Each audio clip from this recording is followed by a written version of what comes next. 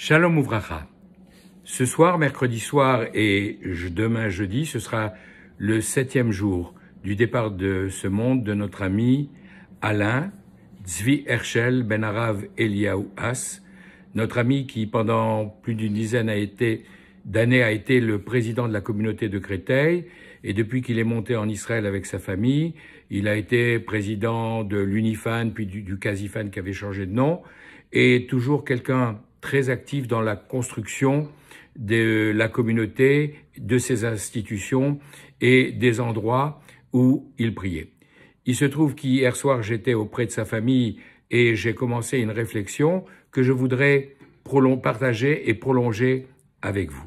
À propos de la paracha, justement, qui parle d'un grand bâtisseur, Betzalel, fils de Uri, fils de Hur, de la tribu de Yehuda, à qui a été confiée la tâche de réaliser le Mishkan, le tabernacle. Et la Torah nous dit, ou Betzalel, Ben Uri, Ben Hur, les Baté Yehuda, donc ce personnage qui pourtant était très jeune, Asa et Kol Asher Tziva Hashem et Moshe. Il a réalisé tout ce que Dieu avait ordonné à Moshe de faire.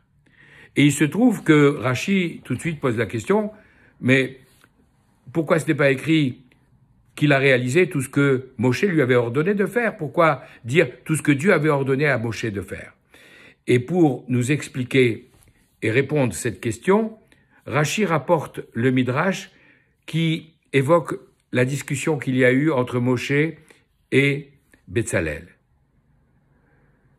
Lorsque Moshe a demandé à Betzalel, écoute, tu vas faire les ustensiles, tu vas faire l'arche sainte, la menorah, le chandelier, tu vas faire la table en ordre, la table avec les pains de préposition, et ensuite tu feras le tabernacle.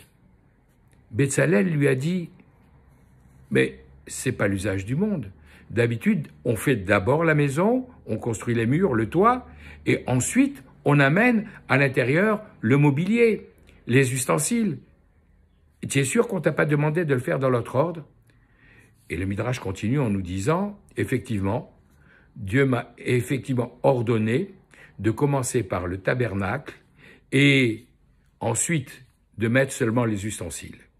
Dans cette discussion, Betzalel avait dit à Moshe Rabbeinu, si je commence par les ustensiles, où est-ce que je vais les mettre s'il n'y a pas une maison pour les abriter?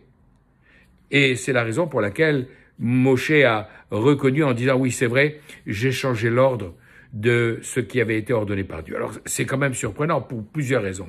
La première, c'est que pendant la traversée du désert, les Juifs vont parcourir 42 étapes. Et à chaque fois, il faudra démonter le tabernacle, mettre ses planches sur des chariots pour les transporter d'une étape à l'autre, et les ustensiles, l'arche sainte, la menorah, le chandelier, la table et le reste seront enveloppés dans des bigdé asrad, c'est-à-dire des tissus de protection, des housses, pour pouvoir les protéger pendant le transport. Donc finalement, on aurait très bien pu dire, on fabrique les ustensiles, on met les housses et on attend d'avoir la structure pour mettre les ustensiles à l'intérieur. Donc son argument était quelque part un peu faible. Et d'autre part, si vraiment c'est l'ordre qu'avait reçu Moshe Rabbeinu directement de Dieu, pourquoi s'est-il permis de le changer et de le transmettre dans un ordre différent à Betzalel avant de faire marche arrière suite à la discussion que l'on a vue?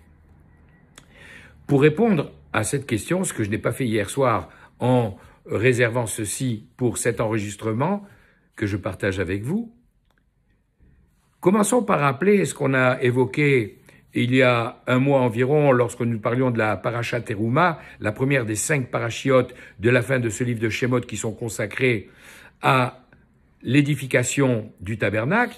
Nous avions dit à l'époque que dans ces murs du Mishkan, du tabernacle qui étaient constitués de planches verticales, il y avait, pour leur permettre d'avoir une tenue, des traverses, 5, 2 en haut, 2 en bas, plus une au milieu d'une extrémité à l'autre, pour assurer la rigidité de chacun des murs. Et on avait dit à l'époque, au nom du Zohar, que cette traverse transversale, c'était véritablement Yaakov Avinu, notre ancêtre Yaakov, dont la descendance était parfaite, complète, les 12 enfants, les 12 tribus qui allaient constituer le peuple juif sans aucun déchet, comme malheureusement ça avait été le cas avec Abraham qui avait eu Ishmaël d'un côté et Yitzhak de l'autre, et Yitzhak qui avait eu à son tour Yaakov et Esav de l'autre côté. Là maintenant, Yaakov c'est parfait. Et quel est le rapport? Ben tout simplement parce que si on a eu ces planches d'acacia pour faire le Mishkan, c'est parce que avant de descendre en Égypte, Yaakov Avinu, rappelons-nous, était passé par Beersheba où il avait eu ce rêve de Dieu qui est venu le rassurer en disant « Ne t'en fais pas, tu vas descendre en Égypte, mais moi-même je te ramènerai, effectivement, dans ton convoi mortuaire, à la grotte de Marpella, je te ramènerai en Israël et c'est là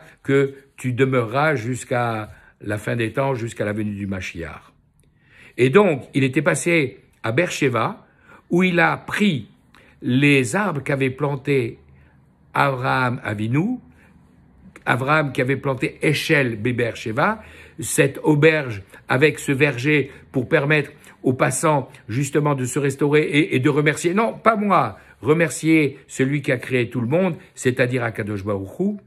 Donc Yaakov repasse par là, il prend ses acacias, il arrive en Égypte et il les plante en disant à ses enfants de transmettre de génération, le jour où vous partirez, n'oubliez pas de prendre ces arbres parce que vous aurez besoin du bois correspondant. Vous verrez pourquoi le moment venu. Et donc, c'est avec ces planches-là que la structure du Mishkan va être composée.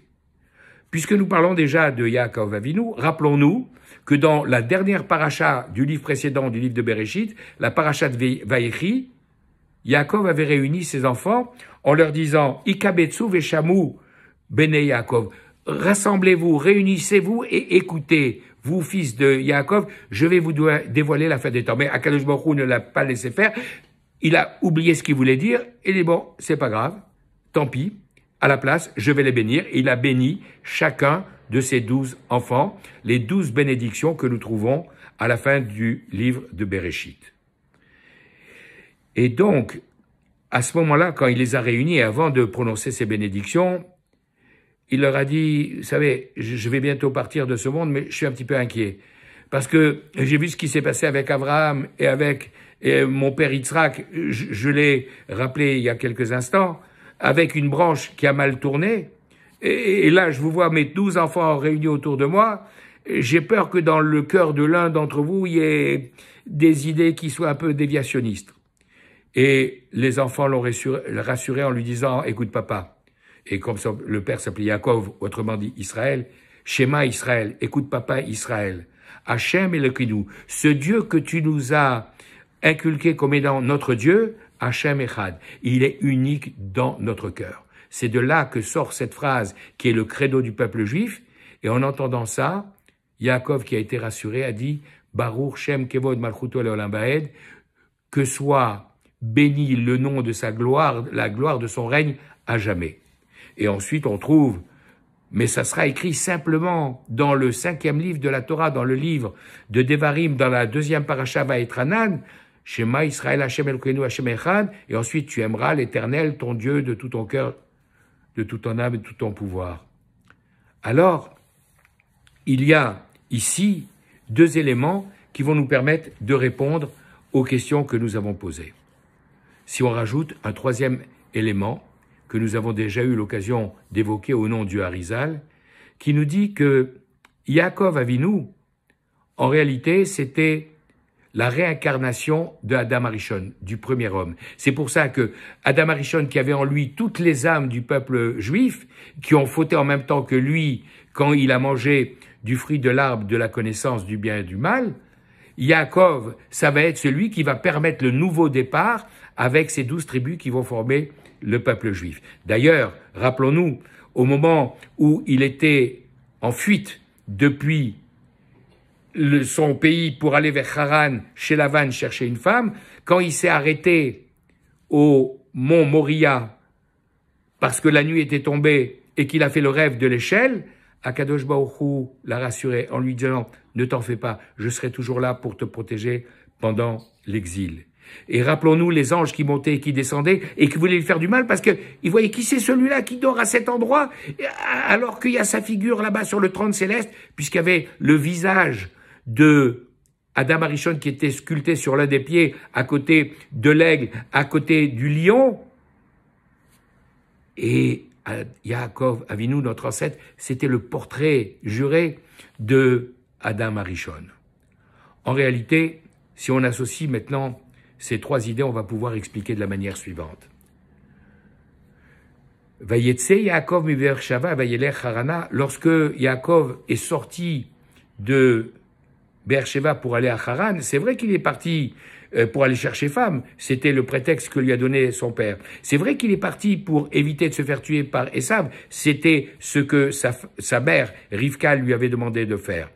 Mais en réalité, la Torah, au travers de cette phrase, il est sorti pour aller là-bas, nous dit qu'il est sorti en exil. C'est vrai, il est sorti en exil. Et alors, il est sorti en exil comme Rotsear Bishgaga, comme l'assassin involontaire qui a peur de se faire tuer. Mais attends, il a tué personne, Yaakov. Il a peur de se faire tuer par Esav, c'est vrai, mais il a tué personne. En réalité, si on considère que Yaakov, c'est la réincarnation de Adam Arishon, involontairement, rappelons-nous que Adam Arishon, il a causé la mort de toute l'humanité, puisque l'homme devait être éternel, et on lui avait dit, attention, si tu manges avant l'heure du fruit de l'arbre de la connaissance du bien et du mal, tu deviendras mortel. Et en consommant ce fruit, Adam a rendu mortel toutes les âmes, tous ceux qui devaient naître de lui. Donc, involontairement, Adam Arishon et lui, Yaakov, qui est sa transposition, son réincarnation, alors ils ont entraîné involontairement la mort dans le monde. C'est pour ça qu'il est obligé de partir en exil. Il part en exil pour ne pas être tué par le Rotsear, par celui qui veut venger, même si c'est animé par de mauvaises intentions, qui veut accomplir ce qui est prévu dans un tel cas. Alors, il s'en va.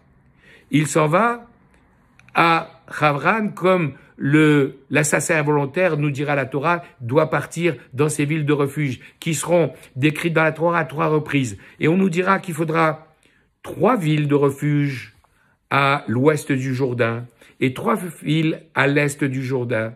3 et 3, 6. Mais non seulement ça, mais on nous dira également qu'en plus de ces 3 plus 3 villes, il y aura 42 villes qui seront données aux Lévi'im, qui n'ont pas de territoire, contrairement à toutes les autres tribus, parce que les Lévi'im doivent circuler partout pour récupérer les prélèvements qui leur reviennent d'une part, et pour pouvoir, parce que ce sont eux qui sont les garants de la transmission, enseigner la Torah partout où ils se déplaceront.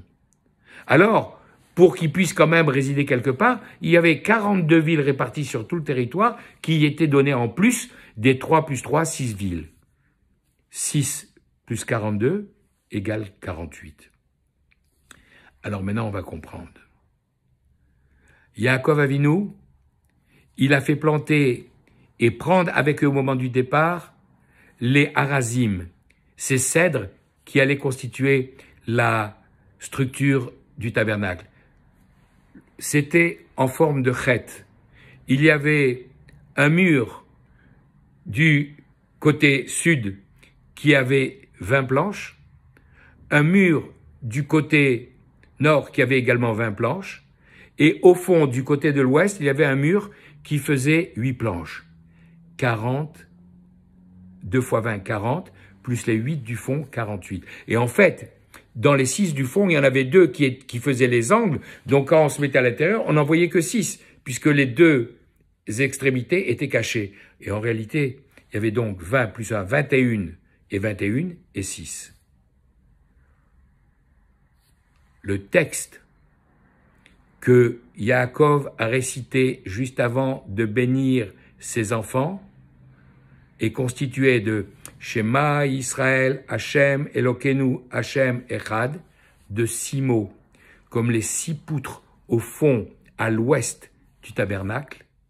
Et dans le premier paragraphe du Shema, Ve'afta et Hashem Elokecha, tu aimeras l'Éternel ton Dieu de tout ton cœur, de tout ton âme, de tout ton pouvoir, il y a 42 mots. 6 plus 42, voilà les 48. Le tabernacle, sa structure, c'est la préfiguration de ce texte qui va être dicté à Moshe Rabbeinu pour qu'il écrive dans la Torah, dans la parasha de Vaetranan. Et c'est en quelque sorte les villes de refuge dans laquelle l'homme juif qui a fauté involontairement et qui regrette et qui fait tchouva peut se réfugier pour que ça lui serve d'expiation. Voilà pour la structure du tabernacle.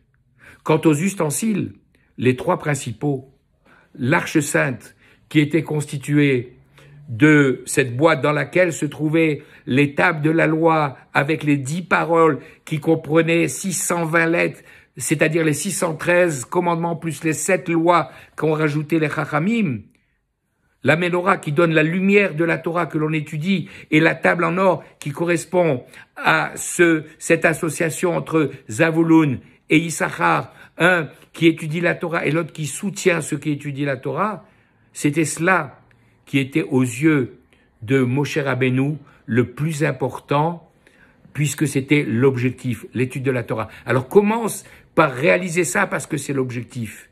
Commence par l'arche sainte, la Ménorah, la table, et ensuite tu feras la structure. Et Betzalel, il lui dit non. Si quelqu'un étudie la Torah sans avoir fait teshuva, alors qu'il a encore un serpent dans la main, qui est-ce qui va se tremper dans un mikvé?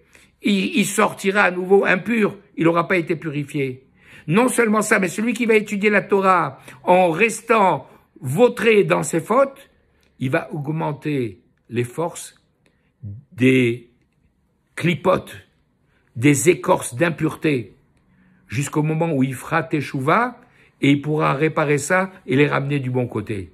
Alors c'est pour ça que Betzalel, celui à qui Moshe a dit, mais ma parole, tu te trouvais donc à Betzel, à l'ombre de Dieu, tu as entendu ce qu'il a dit. Et effectivement, il a mis dans le bon ordre les priorités. D'abord faire la structure, d'abord se débarrasser du mal, d'abord aller vers la ville de refuge pour faire teshuva, pour faire kapara, pour expiation de ses fautes, et ensuite se renforcer dans la Torah avec ces différents ustensiles que je viens de rappeler pour pouvoir se renforcer et amener toute la lumière dans le monde. Voilà donc le secret de la discussion qu'il y a eu entre Moshe Rabbeinu et Betzalel, et c'est la raison pour laquelle Betzel, bon, à l'ombre, et parmi tous les noms de Akadosh Baruch Hu qu'on aurait pu imaginer, Yudke, Vavke, Shakai, etc., c'est celui de Kel, Aleph Lamed, valeur numérique 31 qu'on a choisi pour une raison très simple.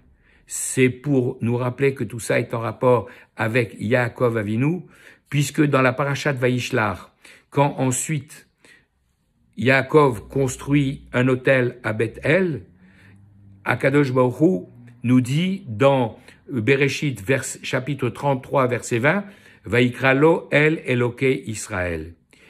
Il l'appela Éternel, Dieu d'Israël. C'est le nom qu'il a donné à cet autel, non pas que l'autel soit un Dieu, nous dit Rashi, mais simplement qu'en voyant cet autel, on invoque le nom de Dieu, de l'Éternel, Dieu d'Israël.